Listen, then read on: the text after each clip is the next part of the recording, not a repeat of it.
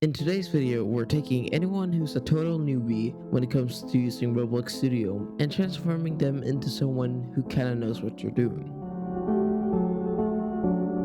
Welcome to the 2023 Studio Beginning Guide. To get Roblox Studio, you will want to head over to the Developer tab and then click on the Create tab. Now my screen might look a little bit different than yours, but don't worry, yours should pop up with some prompts to follow. This will allow you to download and install Roblox Studio. Now we got this page. Roblox offers a variety of templates to help you get started, and some of them even come with scripts. But for today, we're gonna keep it basic and start with the base plate. Now, a base plate on Roblox is basically just your floor, and before we do anything else in Studio, the first thing you have to do is to save to Roblox. Trust me, if you don't save it right now, then you're risking quite a bit.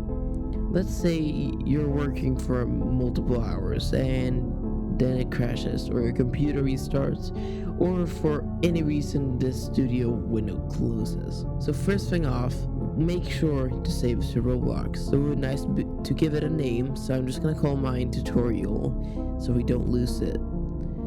You can also attribute the creation to yourself or any group you're part of.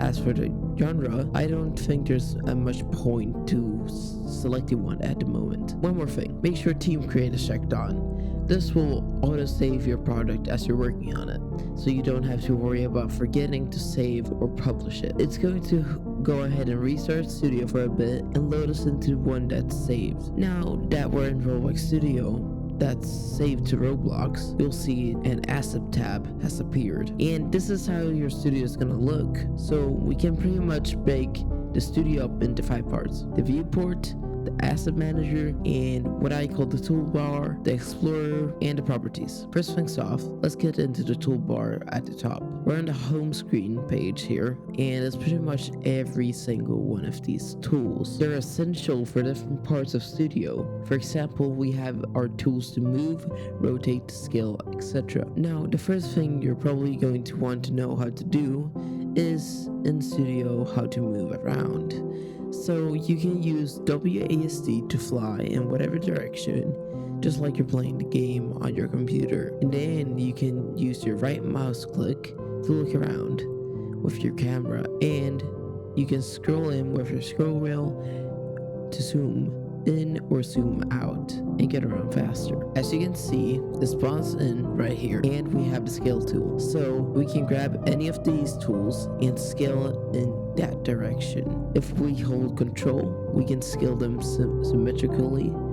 So holding control and grabbing one of the side does both sides. It's a very handy tip to have. And then we have our selection tool, which just lets you select a part and then move it around wherever you want. Our move tool is basically the same thing as the selection tool, except we can snap onto the axis X, Y, and Z. You can also click the middle and use it like a selection tool we already went through. Then we have scale and rotate, which lets you rotate along each set of axes. If you want to change the distance you're rotating per click or how far you're moving per stud, you can go to this model tab and change these values here. The rest of the toolbar is barely ever used. The material manager is the way to select your materials. You can go through and find whatever you like. While we're clicking on this part, let's say we want it to be neon. We just need to click this little mouse with a circle here. We can press Ctrl C to undo literally everything, and we could change it to whatever we want. Let's put fabric. That's the material manager. Now, if you didn't find the material you were looking for in material manager, Roblox has something called the material generator. So let's say we wanted a fabric because we like the one Roblox has. We can click generate, and it's going to generate 4 different fabrics or whatever you type in. Now I will say I have not had much luck with this material generator. As you can see, we have just not really the greatest stuff. It is so far away from where it needs to be viable in the workspace. There are some cool stuff you can do with it. Studs per tile.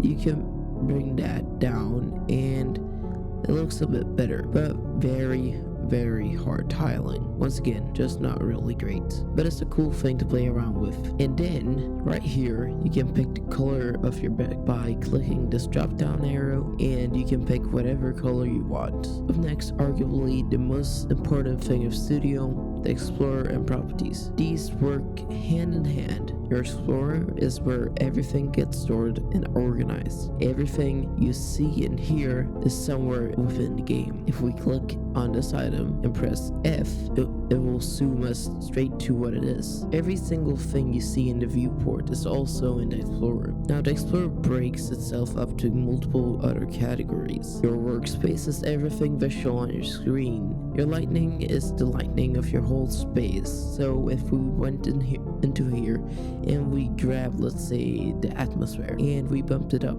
as you can see, it changed the entire feel of the game. There's a lot you can do with lighting, so definitely play around with it. Any of these categories you can right click on and insert an object. There is a ton of stuff and we're not gonna get into all of it today. The properties tab is where you edit what you're selecting in the workspace. For example, we can go down here and change the brick color. We can say if we want to cash out or not, and there's so much other stuff you can adjust. It's reflecting, it's texturing, it's transparency, and also so much more. Guys, properties is just how you affect stuff that's in the Explorer. I'm pretty sure that's all of the super basics about Roblox Studio, but I think that's enough information to get you started in Roblox Studio. Definitely have fun spawning in all of the stuff you can and just clicking random buttons. If you guys have any questions, I'll try my best to go through every single comment and answer them below. And I hope to see you all guys making some pretty incredible games soon.